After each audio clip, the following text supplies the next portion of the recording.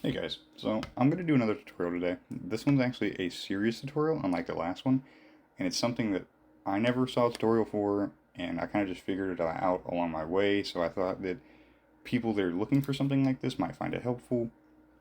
I'm going to be doing a GIMP tutorial today on how to make a sort of wavy, soft gradient background. I use it to make wallpapers. I use it to make backgrounds for profile pictures and thumbnails for videos. I did it in the last video. Probably going to do it for this video. So you're going to need GIMP, obviously. And some of these settings, or some of these filters that you're going to apply to it might take a little while to render, depending on your hardware. Usually more CPU cores, the better. I'm on a 6-core 12 thread, and you'll see that some of these can still be intensive. So usually when you get into GIMP, it's going to show the bucket icon here.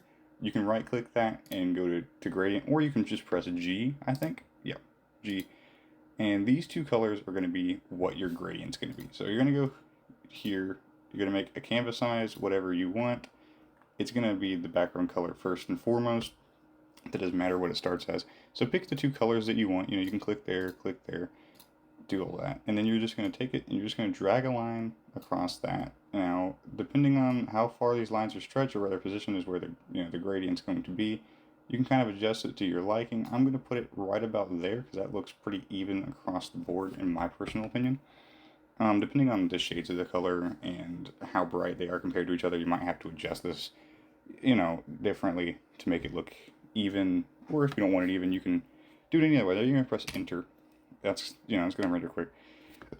Now you've already got a nice gradient, but I'm going to add some texture to this sort of a wavy, soft pattern. So I'm going to go down here to Filters, Artistic. We're going to go to Cubism. We're going to turn this tile size up quite a lot. I'm going to turn mine to right about there-ish, I think. You can also turn up the tile saturation. I'm not going to do that. I'm just going to leave it at pretty much what it was. Now, so you have that. You want to go back down here to Artistic. You want to go to Cartoon. Okay, that's going to do a little bit of this.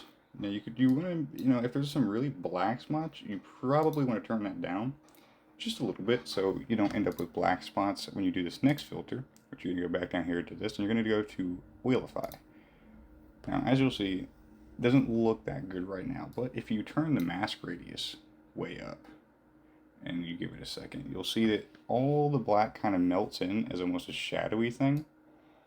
And you can turn that up pretty much as high as you want. I'm going to turn it there. It's going to take a second to render. This is the hardest thing to render in this whole process, in my opinion. So like I said, depending on your hardware, it might take a second. But, when it's done, you'll see the thing. I'm not the biggest fan of how this has turned out, so I'm actually going to restart the process. I'm going to go back here. I'm going to go to Cubism. Turn the tile size way up this time. And I'm going to go to Filters, Artistic. I'm going to go to Cartoon. I'm going to actually leave it as it is. Oh, I accidentally clicked no. So I'm going to leave that as it is, then go down here to Filters, Artistic, Wheelify. Turn that up quite a lot. Let it render.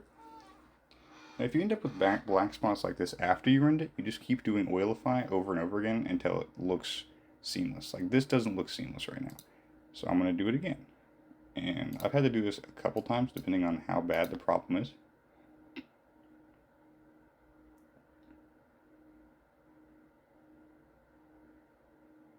I'm going to do it one more time weakly because there is a couple spots that just don't look that good in my opinion. That looks good. So now you would go over here, export as. You can go to pictures, and you can just say whatever you want it to be. We're going to call this blue green gradient. Compression level, I always turn that down to 0 just because I don't like that. And basically, that's how you do it. That's the whole thing. It kind of turned out to be a longer tutorial than I wanted it to be because it didn't turn out particularly the way I wanted the first time. But hope you guys learned something from this tutorial and, it can be helpful to you in the future. Bye-bye.